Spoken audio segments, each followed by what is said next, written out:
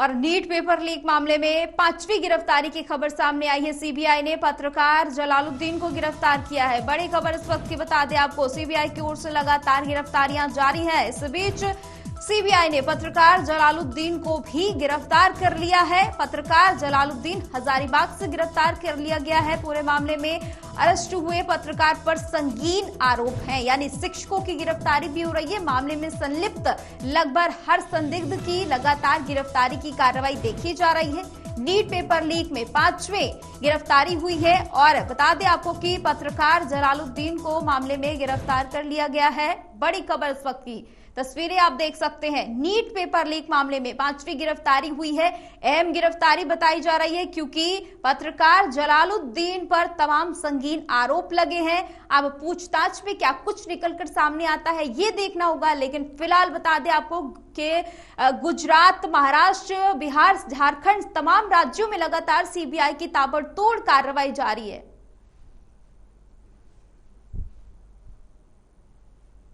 और इस पर ज्यादा जानकारी के लिए संवाददाता नगेंद्र भाटिया हमारे साथ न्यूज रूम से लाइव जुड़ चुके हैं। नगेंद्र, जिस तरह से सीबीआई की टीम लगातार गिरफ्तारियां कर रही है और क्या कुछ जानकारी है, मामला किस तरह का हो चुका है, क्या कुछ रुख ले चुका है?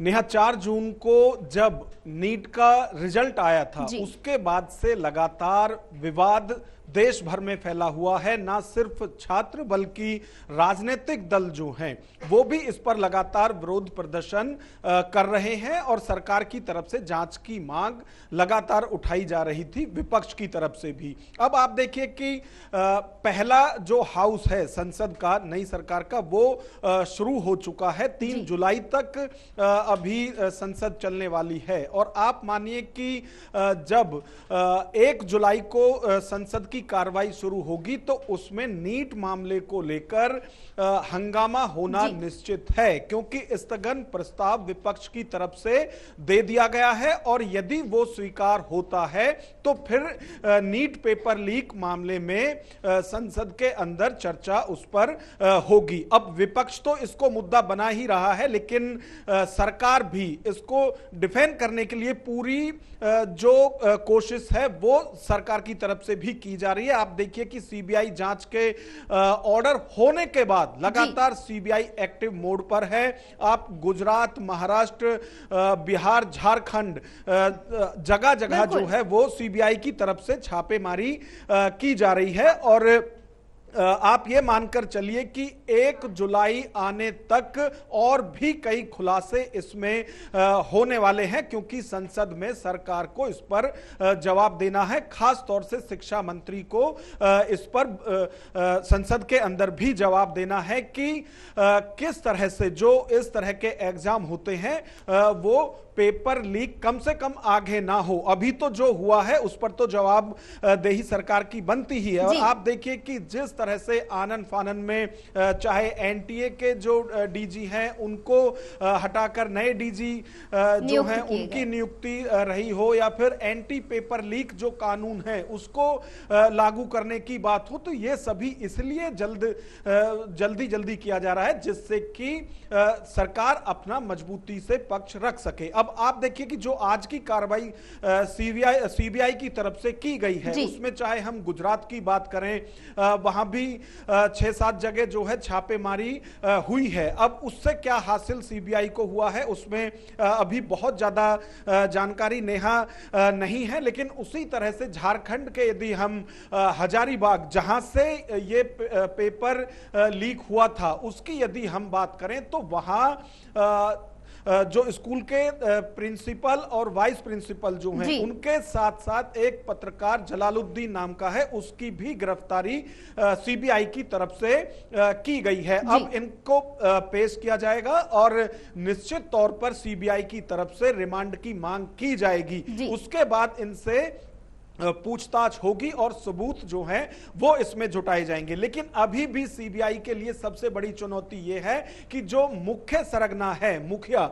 वो अभी भी ना सिर्फ पुलिस बल्कि सीबीआई की पहुंच से भी दूर है। जी बिल्कुल नागेंद्र, सीबीआई की ओर से कार्रवाई तो की जा रही है, लेकिन अगर मैं सदन की बात करूं तो यहां पर हर किसी की जबान से ये बात तो निकल रही है कि इस पर चर्चा हो रही है, लेकिन चर्चा किस तरह से होगी ये नजर नहीं आ रहा। जैसे विपक्ष की ओर से मुद्दा उठाया जाता है, सदन को स्थगित कर दिया जाता है, क्या इस तरह आपको लगता है कि इस पर चर्चा हो पाएगी आने वाले दिनों में भी?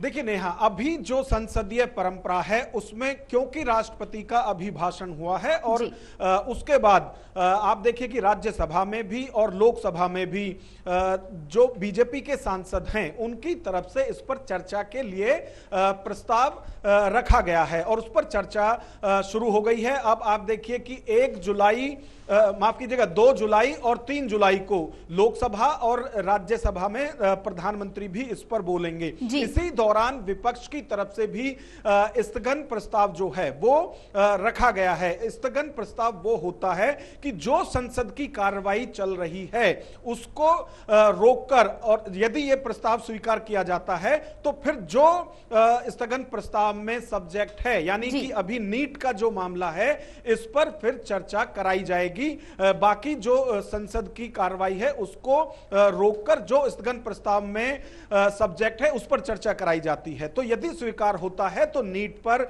चर्चा होगी और विपक्ष की तरफ से, खासतौर से यदि राहुल गांधी की बात करें तो लगातार यह कहा जा रहा है कि ना सिर्फ विपक्ष बल्कि सरकार को भी इसमें सहयोग देना चाहिए, जिससे कि जो स्टूडेंट्स हैं उनके अंदर विश्वास जगे कि ऐसे मुद्दे पर सरकार और विपक्ष दोनों। बिल्कुल नगेंद्र, जिस तरह की खबरें निकलकर सामने आ रही हैं इस वक्त, तमाम जो स्टूडेंट्स हैं उनको विश्वास की बेहद जरूरत भी है, हौसले की भी जरूरत है, क्योंकि उनका भविष्य अधर पर अटका हुआ है। फिलहाल आपका बहुत बहुत शुक्रिया। ज्यादा जानकारी के लिए देखना होगा कि अब आगे सदन की कार्रवाई में क्या कुछ निकलकर सामने आता है।